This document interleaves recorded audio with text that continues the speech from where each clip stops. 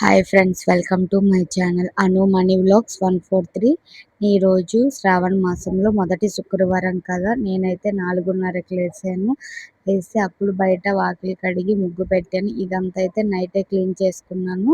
మళ్ళీ ఇల్లు కూడా నైటే క్లీన్ చేసుకున్నాను. ఇది ఫ్రైడే కదా, ఫ్రైడే రోజు ఇల్లు అది శ్రావణ మాసంలో కడుక్కోకూడదు అని చెప్పి ఇంకా తర్వాత గుమ్మానికి బొట్లు అన్నీ కూడా నైటే పెట్టుకున్నాను.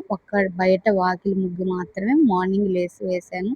ఎందుకు చుక్కలు లేవు ఆకాశంలో, వర్షం గట్ట పడుతుందని అమ్మ ఇప్పుడు వద్దులే అమ్మ మార్నింగ్ వేసుకుందాం అని చెప్పిందని ఇంకా నైట్ వేయలేదు. మార్నింగ్ లేసి ముగ్గేసుకొని వేడి నీళ్ళు పెట్టుకొని తలస్నానం చేసుకున్నాను.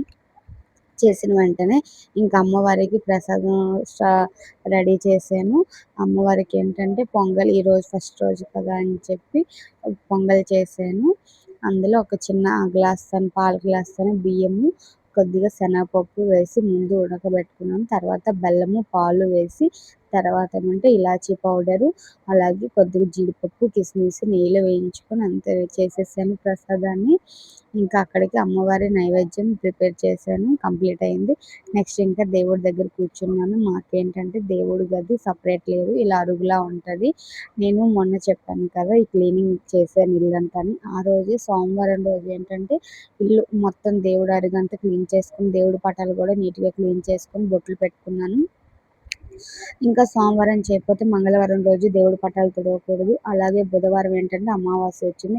ఇంకా గురువారం నుంచి శ్రావణం స్టార్ట్ అయింది కదా. శ్రావణ మాసంలో ఎటువంటి ఇంకా దేవుడి బొట్లు కానీ అలా పటాలు కానీ క్లీన్ చేయడం అవన్నీ ఏం చేసుకోకూడదు. అందుకనేసి అన్ని ముందుగానే చేసుకున్నాను. ఇంకా ఒకటేసారి ఇంకా స్నానం చేసి వచ్చిన తర్వాత ఇంకా దేవుడు సామాన్లన్నీ నీట్గా కడుక్కొని వచ్చి ఇంకా వాటన్నిటికీ బొట్లు పెట్టుకొని కలిసింకి, పంచపాత్రకి అవన్నీ చేసుకొని ప్రమిదలకి అన్నీ బొట్లు పెట్టుకొని నీట్గా హారతి ఇచ్చే వాటికి అన్నిటికీ తర్వాత నూనె అన్నీ వేసుకొని తర్వాత ఒక కప్పులో ప్రసాదం చేసుకొని అమ్మవారికి అక్కడ నైవేద్యం సమర్పించుకున్నాను. తర్వాత దీపారాధన చేసుకున్నాను. ఇంక నేనైతే 4:30కి లేసాను. కానీ నా పూజ అంతా అయ్యేటప్పటికి 7:30 అయ్యింది. ఎందుకంటే మధ్యలో చిన్న పాప లేసి ఏడవడం, ఇంకా అలాగే పెద్ద పాప కూడా ఎప్పుడు అసలు లేదు. అలాంటిది ఈరోజైతే 5 గంటలకే లేసి ఇంక నువ్వు పడుకోవట్లేదు రా పడుకో అని ఇంక ఏడ్చింది. ఇంకా పాపను సతాయించుకొని చిన్న పాపను చూసుకొని అయ్యేసరికి ఇంకా పూజ లేట్ అయిపోయింది. ఇంకా ఎంత ఫాస్ట్‌గా చేద్దామన్నా గానీ నాకు పిల్లల వల్ల అస్సలు కుదరడం లేదు. నేనైతే లాస్ట్ టైం వరలక్ష్మి వ్రతం కూడా బాగా చేసుకున్నాను. ఈసారి వరలక్ష్మి వ్రతం పూజ చేసేటప్పుడు రెండో వారం చేస్తాను కదా, అప్పుడు లాస్ట్ టైం పిక్ యాడ్ చేస్తాను చూడండి. కానీ ఈసారి చిన్న పాప ఉంది కదా, నాకు చాలా ఇబ్బంది అయిపోతుందని ఇంక నేను అలా చేసుకొని మామూలుగా అమ్మవారి లక్ష్మీదేవి పటం పెట్టుకొని అమ్మవారికి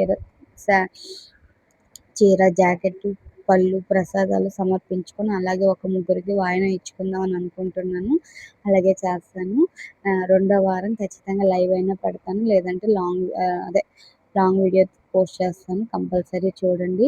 నిజంగా ఈరోజు మా పూజా విధానం ఎలా ఉందో కూడా కామెంట్ చేయండి. ఇందులో ఏమైనా నేను తప్పులు చేసుంటే కూడా నాకు కామెంట్లో చెప్పండి. నాకు తెలిసినంత మాత్రంగా నేను చేసుకున్నాను నా పూజ ఇలాగా. మీరు కూడా మీ ఇంట్లో ఈరోజు పూజ చేసుకున్నారో లేదో చెప్పండి. చాలామంది ఏంటంటే మొదటి వారంలోనే కూడా వరలక్ష్మి వ్రతం చేసుకుంటారు. లేదంటే మనకి 4 వారాలు ఉంటే 4 వారాలు ఏదో ఒక వారం కూడా చేసుకుంటారు. ఎవరికి వీలుగా అలా చేసుకుంటారు. చాలామంది ఈరోజు మొదటి వారంలో కూడా వరలక్ష్మి వ్రతం చేసుకుంటున్నారు. ఇంకా నెక్స్ట్ ఇదే పూజ అంతా అయిపోయిన తర్వాత తులసమ్మకి దీపారాధన చేసుకున్నాను. అలాగే మనీ ప్లాంట్కి చూడండి, మా ఫ్యాన్ పక్కనే ఉండడం వల్ల నాకు దేవుడు సపరేట్ లేకపోవడం వల్ల నేను ఆ గ్లాసులు కొనుక్కొని ఇప్పుడు దీపారాధనకి అలా పెట్టుకుంటున్నాను. అలా పెడితే ఇంకా పిల్లలకి ఫ్యాన్ వేస్తే ఇంక వాళ్ళు నిద్రపోతూ ఉంటారు. ఇంకా పూజ అంతా అయిపోయిన తర్వాత ఇంకా పెద్ద పాపను లేపి పెద్ద పాపకు స్నానం చేసి స్కూల్కి రెడీ చేసి పంపించాను. పెద్ద పాప ఫోటో కూడా ఒకటి లాస్ట్లో యాడ్ చేశాను చూడండి. పాపని ఈరోజు ట్రెడిషనల్గా రెడీ చేసి పంపించాను. ఎలా ఉందో కూడా చెప్పండి.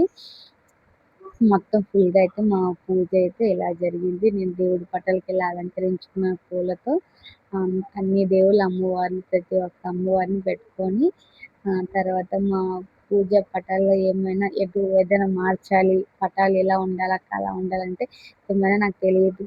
కొంతవరకు నాకు తెలిసినంతగా చేస్తున్నాను. కామెంట్ చేయండి. నా వీడియో నచ్చినట్లయితే ఒక లైక్ ఇవ్వండి. మన ఛానల్ని సబ్స్క్రైబ్ చేసుకోండి. మమ్మల్ని ఇలాగే సపోర్ట్ చేస్తూ ఉండండి. ఇలాంటి మరిన్ని పూజ వీడియోస్ కోసం మా ఛానల్ని కంపల్సరిగా సబ్స్క్రైబ్ చేసుకోండి. థ్యాంక్